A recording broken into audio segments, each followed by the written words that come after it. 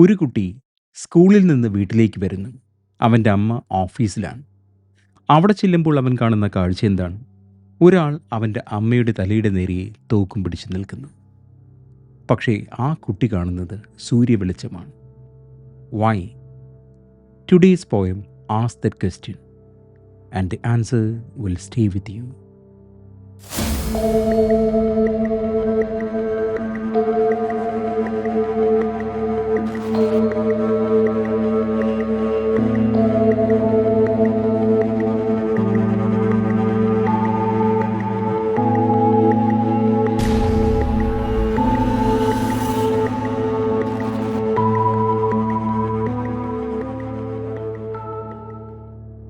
Today's poet is Elizabeth Sennett Clow, an English poet who grew between cultures, between languages, between worlds.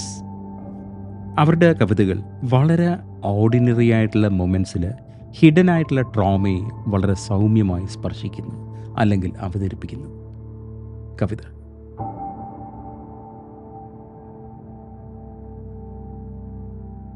George didn't say child or children.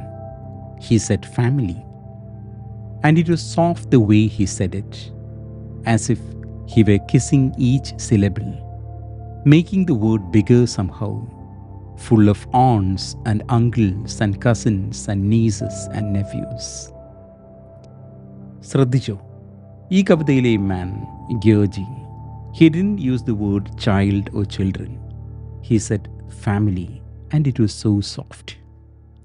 He used each syllable of that word family as if he was kissing them, kissing each syllable. അത്രമാത്രം അയാൾക്ക് പ്രിയപ്പെട്ടതാണ് അയാളുടെ കുടുംബം. എത്ര പേരാണ് അയാളെ ആശ്രയിച്ച് ജീവിക്കുന്നതെന്ന് നമുക്ക് മനസ്സിലാക്കാം. And it was potato season. ഒരു പക്ഷേ ആ നാട്ടിലെ കൊടിയ ദാരിദ്ര്യത്തിൻ്റെ ഒരു കാലം കൂടിയായിരിക്കാം പൊട്ടറ്റോ സീസൺ, അതിൻ്റെ ആ വിളവെടുപ്പ് കാലം. And when he said 6 weeks without pay, he drew out the word pay so that it sounded like pain. Pay, pain. ഒരു ലെറ്റർ മാറുമ്പോഴേക്കും അർത്ഥം മുഴുവൻ മാറുകയാണ്. കവി നമ്മളോട് പറയുകയാണ്, ആ ഫാമിലിക്ക് 6 weeks without pay. ക്രിസ്മസിന് തൊട്ട് മുമ്പുള്ള കാലമാണ്. ലോകം മുഴുവൻ ഇങ്ങനെ ആഘോഷത്തിലേക്ക് കടക്കുന്ന സമയമാണ്. ആ ഒരു കുടുംബത്തിന് 6 ആഴ്ച കൊണ്ട് വരുമാനമൊന്നുമില്ല. അപ്പോൾ ഈ കവിതയിൽ പൊട്ടറ്റോ സീസൺ എന്ന് പറയുന്നത് അത് ദാരിദ്ര്യത്തിൻ്റെയും ഇല്ലായ്മയുടെയും കാലം കൂടിയാണ്. And I knew we were on the wrong side of Christmas and mum was on the wrong side of the desk. Wrong side of Christmas and wrong side of the desk, 2 തവണ wrong side കവിതയിൽ വരികയാണ്. ആദ്യത്തേത് economic reality and the second one is physical danger. ഈ കാഴ്ച കാണുന്ന കുട്ടിക്ക് മനസ്സിലാവുന്നു 2 വശങ്ങളുണ്ട്. And they belong to the wrong side. That means he and his mother or his family, the boys family. അപ്പോൾ ഈ സൈഡ് എന്ന് പറഞ്ഞു കഴിഞ്ഞാൽ the side which has power and the side which doesn't have any power, ഇല്ലേ? മുതലാളിയും തൊഴിലാളിയും തമ്മിലുള്ള ആ വേർതിരിവ്. തങ്ങളുടെ സൈഡ് തെറ്റ് ചെയ്യുന്ന സൈഡാണ്, വശമാണെന്നുള്ളത് കുട്ടിക്ക് മനസ്സിലാവുന്നു. ഇതൊരു adult way of reading things അല്ല, ഒരു കുട്ടിയുടെ ഗട്ട് ഫീലിംഗ് ആണ്. ആ കാഴ്ച കാണുന്ന കുട്ടിക്ക് എന്തോ ഒരു തെറ്റ്, ഈ ലോകത്തിൽ 2 വശമുണ്ടെന്നുള്ളത്, താൻ ഈ പവർഫുള്ളായിട്ടുള്ള ഒരു ക്ലാസ്, അതായത് മറ്റുള്ളവർക്ക് മുകളിൽ അധികാര സ്ഥാപനം നടത്തുന്ന കുടുംബത്തിലുള്ളതാണ്, ഭാഗത്തുള്ളതാണെന്നുള്ളത് ഈ കുട്ടിക്ക് മനസ്സിലാവുകയാണ് ആ ഒരൊറ്റ കാഴ്ചയിൽ നിന്ന്. He held a pistol to her head, but all I saw was sunlight slanting through porta cabin blinds, making the black in his hand gleam. ഇവിടെയാണ് ഈ കവിതയിലെ കാമ്പിരിക്കുന്നത്. അയാൾ ആ തോക്ക് അമ്മയുടെ നേരെ ചൂണ്ടിയിരിക്കുകയാണ്. But the child doesn't see that gun. He sees only sunlight. This is not cowardice. This is actually trauma response. ഈ psychologist ഇതിനെ ഡിസോസിയേഷൻ എന്ന് പറയും. അൺബെയറബിളായിട്ടുള്ള കാഴ്ച വരുമ്പോഴേക്കും മൈൻഡ് സ്വയം എസ്കേപ്പ് ചെയ്യാൻ ശ്രമിക്കുന്നു. അതാണ് ആ കുട്ടിക്ക് തോക്ക് അല്ല അവൻ കാണുന്നത്, അതിലിങ്ങനെ മിന്നുന്ന സൂര്യവെളിച്ചം അതാണ് കാണുന്നത്. The sun made mosaics of my mother's eyes, her white snow etched with red runnels.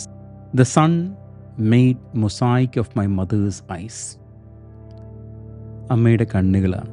അവൻ ഈ പാർട്സായിട്ടാണ് ഇപ്പം ഈ കാഴ്ച കാണുന്നത്. ഒരു broken pieces of glass held together by light. അതുപോലെയാണ് അമ്മയുടെ കണ്ണ്. മൊസായിക്ക് എന്നുള്ള വാക്കാണ് ഉപയോഗിക്കുന്നത്. അതുപോലെ ആ റെഡ് റണൽസ്, രക്തച്ഛവിയുള്ള ആ കണ്ണുകൾ, അതും അവൻ കാണുന്നുണ്ട്, ആ കുട്ടി കാണുന്നുണ്ട്. This is actually very painful. നമ്മൾ സാധാരണ വയലൻസ് കുട്ടികൾ കാണുമ്പോഴേക്കും അവർക്കത് അൺബെയറബിളാണ് അല്ലേ? അപ്പോൾ ഒരു പക്ഷേ ആ എക്സ്ട്രീം വയലൻസിൽ നിന്ന് രക്ഷപ്പെടാൻ വേണ്ടി ആയിരിക്കാം നമ്മൾ സ്വയം എടുക്കുന്ന, ഒരു കുട്ടിയുടെ മനസ്സെടുക്കുന്ന ആ നിമിഷം അതിൽ നിന്ന് കട്ട് ഓഫ് ചെയ്യുക. He sees only parts rather than what exactly is happening to somebody who too close to him, that is his mother. The sun made mosaics of my mother's eyes, her white snow etched with red runnels, as she told him, "Gone then, son." But he didn't look at her, riddling her fingers on the desk as if she were a girl playing the piano. He tucked the pistol back into his grey coat along with the weight of a final syllable and stepped out into the fen.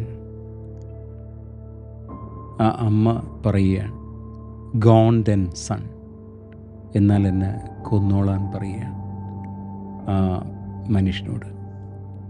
So we are shocked at the response of this woman. This shows that she is as helpless as the one who is pointing that gun on her temple. അയാളെപ്പോലെ നിസ്സഹായയാണ് അമ്മയും. Because she also doesn't have any money. So now maybe that child realises that they are all caught on the wrong side of life. നേരത്തെ രണ്ട് side ഉണ്ടെന്ന് പറഞ്ഞില്ലേ? ഇവരെല്ലാവരും, നമ്മളെല്ലാവരും ഈ റോങ് സൈഡ് ഓഫ് ലൈഫിൽ പെട്ടുപോയവരാണെന്നുള്ളത്. അതാണ് അവർ പറയുന്നത്. എന്നാൽ പിന്നെ കൊന്നോളാൻ പറയുകയാണ്. But even as she tells George to shoot her, her fingers were riddling on the side of the table as if she were a girl playing on a piano. അവരുടെ കൈ ഇങ്ങനെ വിറച്ചുകൊണ്ടിരിക്കുകയാണ്. പക്ഷേ ഈ കുട്ടി നോക്കുമ്പോഴേക്കും ഒരു പിയാനോ പ്ലേ ചെയ്യുന്ന കണക്ക്. ആ ഒരു ഭയത്തിലും അമ്മയുടെ ഗ്രേസ്, ആ സ്ത്രീയുടെ ഗ്രേസ് എന്ന് പറഞ്ഞു കഴിഞ്ഞാൽ she's A performer, she's A survivor. പക്ഷേ എന്നാൽ എന്നെ കൊന്നോളൂ എന്ന് ആ സ്ത്രീ പറയുന്നിടത്ത് അവരുടെ നിസ്സഹായത മുഴുവൻ വെളിയിൽ വരികയാണ്.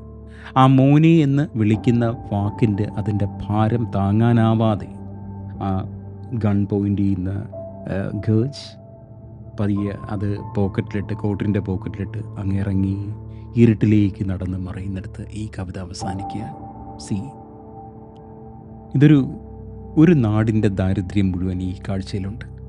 പക്ഷേ നമ്മൾ ഈ കവിത കാണുന്നത്, ഈ സംഭവം കാണുന്നത് ആ മകൻ്റെ, ആ കുട്ടിയുടെ കാഴ്ചയിലൂടെയാണ്. That's the beauty of this poem.